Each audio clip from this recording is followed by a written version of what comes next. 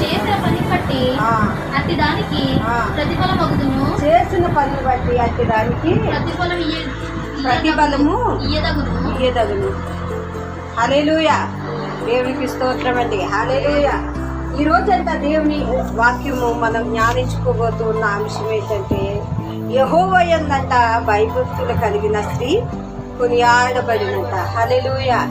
ఎలా కొనియాడబడుతుందండి? ఈ లోకంలోనే కాదు, తన భర్త దగ్గర, తన కుటుంబంలోని బంధువుల మధ్యన, స్నేహితుల మధ్యన కూడా ఆమె ఒక గౌరవంగానే ఉంటుందట. హల్లెలూయా. అలాగే నిజంగా ఆమె అంట చేసే ప్రతి పనిలో కూడా ఎవరు జ్ఞాపకం చేసుకుంటా ఉంటారంటే దేవుని జ్ఞాపకం చేసుకుంటా ఉంటుందట. హల్లెలూయా. మరి దేవుని యందు భయభక్తులు కలిగి ఎవరైతే యోగ్యులుగా వారు ప్రతి పనిలో కూడా దేవుని యందు, మరి పనిలో ప్రతి విషయంలో కూడా దేవుని యందంట నిరీక్షణ కలిగిన వారు కొనియాడబడతారండి. హల్లెలూయా. ఎస్తేరు మనందరికీ తెలుసండి. ఎస్తేరు ఎలాంటిదంటే చాలా దీనురాలు. తల్లిదండ్రులు చిన్న వయసులోనే ఆమె ఏం చేస్తుంది, చనిపోయారు. తన చిన్న తండ్రి అయినా మరి చిన్న తండ్రి దగ్గర పెరిగినప్పటికీ కూడా ఆమె దేవుని యొద్ద ఏం చేస్తుందండి, నిరీక్షణ కోల్పోలేదు, కానీ విశ్వాసముతో ఉన్నది. హల్లెలూయా. నా తల్లిదండ్రులు దేవుడు తీసేసుకున్నాడు కదా, నా జీవితం అనాథగా మిగిలిపోయింది కదా అని అనుకోలేదు. కానీ ఎలా ఉందండి ఆమె? అయినా సరే తన తల్లిదండ్రులు కోల్పోనప్పటికీ కూడా దేవుణ్ణి ఆమె విడిచిపెట్టలేదట. దేవునికి స్తోత్రం. హల్లెలూయా.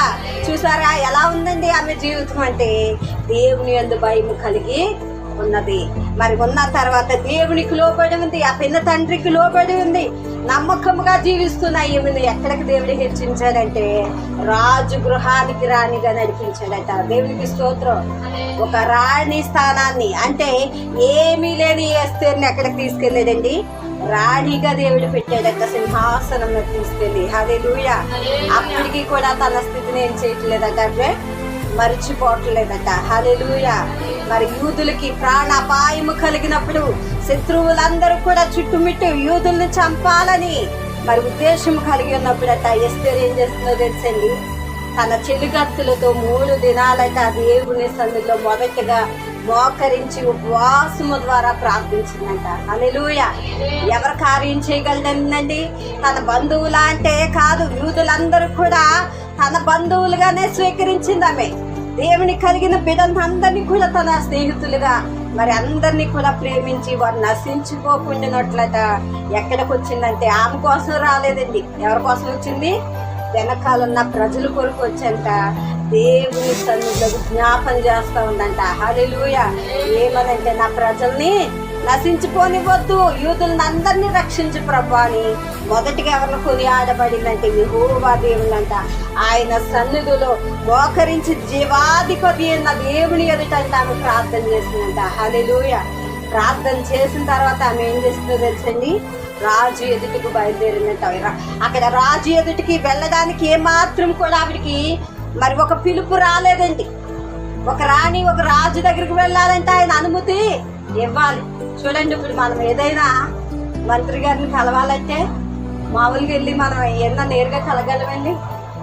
కొంతమంది ఉంటారు అధికారులు, మొదటిగా వారిని వెళ్ళి పర్మిషన్ తీసుకోవాలయ్యా, మేము వారిని కలవాలనుకుంటున్నాం, మాకు మీరు ఎప్పుడు రమ్మంటారో మాకు ఆ సమయాన్ని మీరు చెప్పండి, ఆ సమయం ఆ డేట్ మాకు ఇవ్వండి, ఏ రోజు రమ్మంటారని ఒక అధికారి దగ్గరికి వెళ్ళాలంటే 4-5 సార్లు మనం తిరుగుతానే కానీ ఆ ఉన్నతమైన వ్యక్తిని మనం కలవడానికి అనుమతి అనేది పొందమండి. హల్లెలూయా.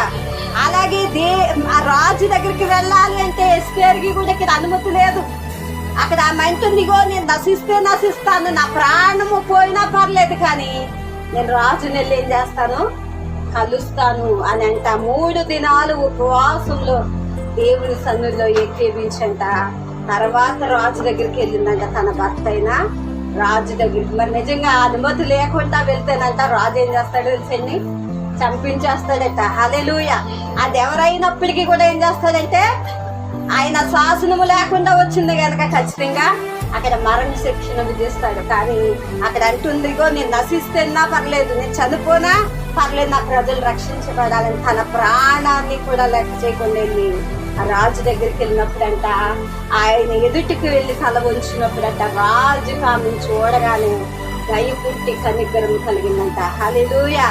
ఎప్పుడైతే దీనురాలుగా రాజు ఎదుట నిలవబడ్డాదో ఆ యొక్క ఎస్తేరును చూడగానేనంట రాజు మనసు ఎలా అయిపోయిందంటే అక్కడ ఎస్తేరుతో అంటున్నాడు, ఎస్తేరు నీకు ఏం కావాలో కోరు, నా రాజ్యంలో సగ భాగమైనా నీకు నేను రాసి ఇచ్చేస్తానంటే అక్కడ రాణి ఆ ఎస్తేరు అంటుందయ్యా, ఇదిగో నేను దీనురాలిని, నాకు రాజ్యము కొరకు కాదు కానీ దేని కొరకు వచ్చాను, నా ప్రజలు మీరు ఒక్కసారి విందుకు రండానంట. ఆ విందుకు ఆయన ఆహ్వానించిందండి. దేవునికి స్తోత్రం. మరి ఈరోజు ఎంత దీనత్వంగా తన భర్త అయినప్పటికీ కూడా సర్వాధికారాలు ఆమె తీసుకులేదు, కానీ దేవునికి భయపడి దేవుని సన్నిధిలో కనిపెట్టి తర్వాత రాజు దగ్గరికి వెళ్ళిందండి. హల్లెలూయా. ఈరోజు నిజంగా ఏ అధికారంలో ఉన్నప్పటికీ కూడా ఆమె విధేయత కలిగి ఉన్నది. హల్లెలూయా. అందుకే ఈరోజు రాజు కూడానంట ఎస్తేరు మాటకి విధేయత చూపించాడండి. దేవునికి స్తోత్రం. ఈరోజు నిజమే దేవుని యందు భయభక్తులు కలిగిన స్త్రీ అంట ఎలాగ కొనియాడబడుతుందండి, కొనియాడబడతారట. హల్లెలూయా. ఈరోజు నువ్వు దేవుని యందు మొదటిగా కొనియాడబడాలి, ఆయన స్తుతించాలి.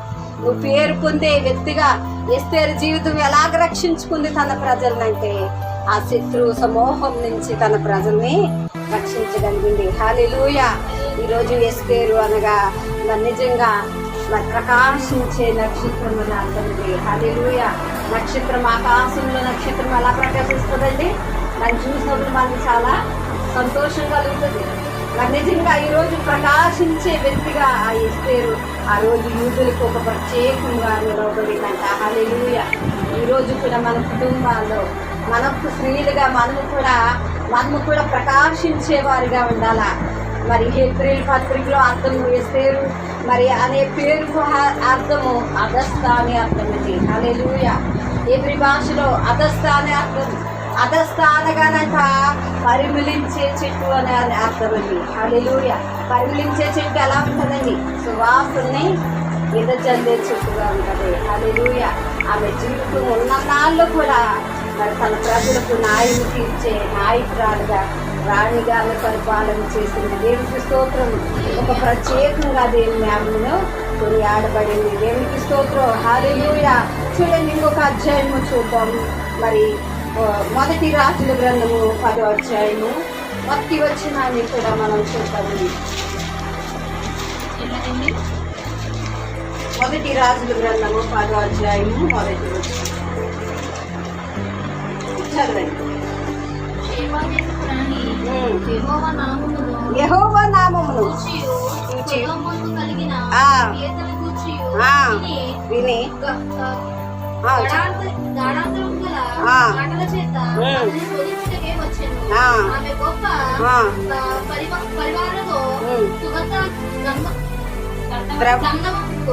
విస్తారమైన బంగారమును రత్నములను ఒంటి మీద ఎక్కించుకొని యెరూషలేముకు వచ్చెను. సొలొమోను దర్శనం చేసి అతనికి తోచిన దాని అంతటి బట్టి అతనితో మాట్లాడగా ఆమె చేసిన ప్రశ్నలన్నిటికీ సొలొమోను ప్రత్యుత్తరము చెప్పాను. హల్లెలూయా. చూసారా, మరలా చదువుతురుగానండి. ఇక్కడ జ్ఞానమును ఉపదేశమును కూడా కలిగిన స్త్రీ అంటండి. హల్లెలూయా. మరి నిజంగా ఎలాంటి జ్ఞానం అంటే శోధించడానికి వచ్చిందంటే ఒక రాజుని. హల్లెలూయా. సొలొమోను అంటే సామాన్యమైన వ్యక్తి కాదండి. అది అలాంటి వ్యక్తిని ఏం చేయాలనుకుందంటే ఈవిడెంత జ్ఞానం అండి. హల్లెలూయా.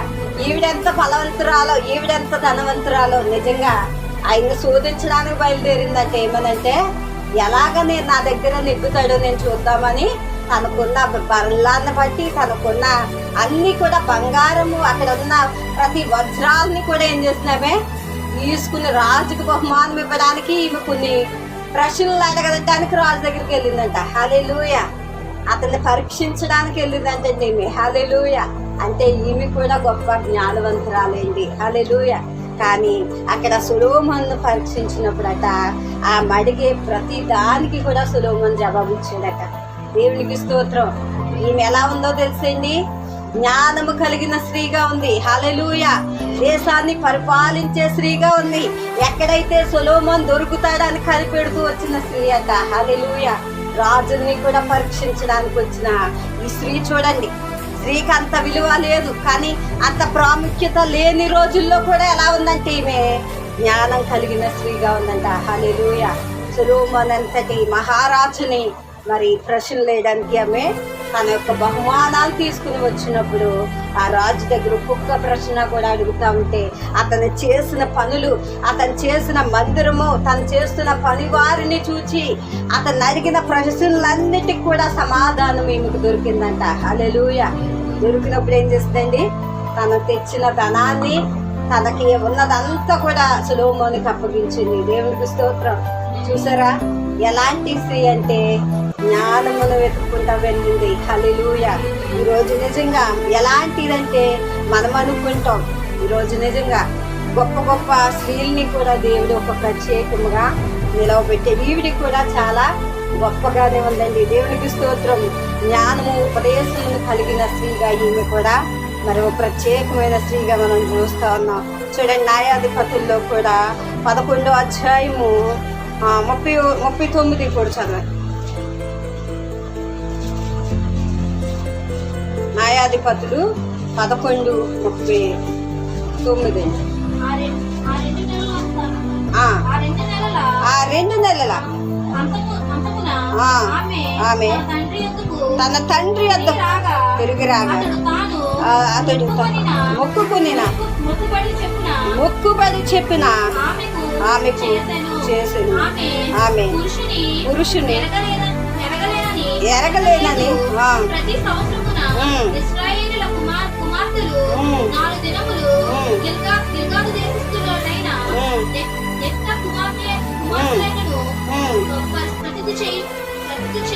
ప్రతిష్ఠ చేయుట.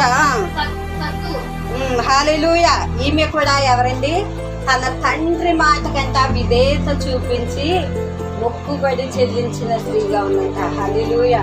నా తండ్రి మాట కంటే ఏమాత్రం కూడా మరి ఎదిరించలేదు, కానీ ఆమె కూడా ప్రత్యేకంగా ఉన్నదని దేవుని వాక్యం సెలవిస్తూ పరిశుద్ధాత్మ దేవుని గ్రంథంలో కూడా దేవునికి ఒక ప్రత్యేకంగా ఈమె కొరకు కూడా రాయించడం జరిగింది. ఆదికాండంలో కూడా ఒక స్త్రీని చూద్దామని 12వ అధ్యాయము 10వ వచనాన్ని కూడా. అప్పుడు ఆ దేశంలో కరువు వచ్చింది. ఆ దేశంలో కరువు బాగా ఉన్నందున అబ్రహాము ఐగుప్తి దేశంలో నివసించుటకు అక్కడికి వెళ్ళెను. సమీపించినప్పుడు అతడు తన భార్య అయిన శారయితో, ఇదిగో నీవు చక్కరదానివని ఎరుగుదను, ఐగుప్తును నిన్ను చూసి ఈమె అతని భార్య అని చెప్పి నన్ను చంపి నిన్ను బ్రతికించెదరు. నీ వలన నాకు మేలు కలిగినట్లు నిన్ను బట్టి నేను బ్రతికినట్లు నీవు నా సహోదరుని దయచేసి చెప్పమని. చాలండి. హల్లెలూయా. ఏమని చెప్తా ఉన్నానండి, భర్తట తన భార్యను, నా చెల్లెని చెప్పు నువ్వు రాజు, లేకపోతే నా ప్రాణం ఏం చేస్తాడు, తీసేస్తాడు కనుక నువ్వు అందంగా ఉన్నావు రాజు దగ్గర, అప్పుడు నువ్వే నా భార్య అంటే నన్ను ఖచ్చితంగా చంపి నిన్ను తీసేసుకుంటాడు కనుక ఇదిగో నేను నీ చెల్లెలు నాకు చెప్పుమని అబద్ధం ఆడని అబ్రహాం చెప్పాడండి. హల్లెలూయా. ఏం చేశాడండి, స్త్రీ ఎటువంటిదో తెలుసండి, దేవుడి యందు మరి భయభక్తులు కలిగిన ఆమె. హల్లెలూయా. శారా అనగా విశ్వాసానికి మరి విశ్వాసులకి కూడా తల్లి అట. హల్లెలూయా. అలాంటి గొప్ప ఇష్టమైన, దేవునికి ఎంతో ఇష్టమైన ప్రియమైన ఈమెంట ఎవరి చేతులకి వెళ్ళిపోతా ఉందంటే శత్రువుల చేతుల్లోకి వెళ్ళిపోయిందండి. హల్లెలూయా. ఆ రాజు దగ్గరికి వెళ్ళిపోయింది. రాజు ఎవరని ఆమెను అడిగినప్పుడు నాకు అన్నని చెప్పింది, మరి తన చెల్లిందని చెప్పినప్పుడు రాజు గృహంలోకి ఆమె తీసుకుని పోయారు. అబ్రహాము బయట కొంచెం కరువు, విపరీతమైన తిండి లేని సమయంలో ఆ దేశంలో రాజు ఉండడానికి వారికి నివాసాన్ని కల్పించాడు. హల్లెలూయా. అప్పుడు నిజంగానంట రాజు ఆమెను ఎప్పుడైతే తన భార్యగా చేసుకోవాలని ఆశపడ్డాడటండి. హల్లెలూయా. ఆ రాజు ఈ మందాన్ని చూసి ఏం చేశాడట, భార్యగా చేర్చుకోవాలని ఆమె ఎత్తకు వెళ్ళినప్పుడు అంట, ఆమెతో ఉండాలని రాజు వెళ్ళినప్పుడు అల్లా కూడా దేవుడి కోపం వచ్చేదటండి. హల్లెలూయా.